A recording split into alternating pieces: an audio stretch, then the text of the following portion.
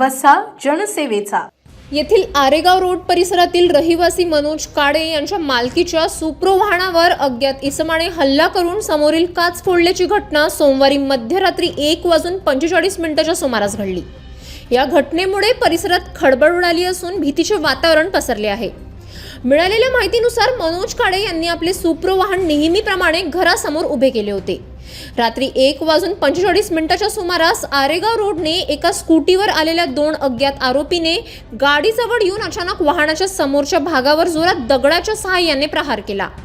यामध्ये गाडीची समोरील काच पूर्णपणे फुटली आहे। काच फोडल्यानंतर आरोपीने तातडीने स्कूटीवरून घटनास्थळावरून पळ काढला। ही संपूर्ण घटना परिसरातील सीसीटीव्ही कॅमेऱ्यात कैद झाली असल्याचे समजते। भरवस्तीत आणि मुख्य रस्त्यावर उभ्या असलेल्या वाहनाचे नुकसान झाल्याने वाहनधारकांमध्ये संताप व्यक्त होत आहे।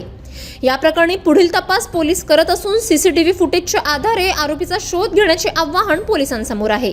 City news. बातम्या व जाहिरातीकरिता संपर्क मोबाईल क्रमांक 9822 72 0784।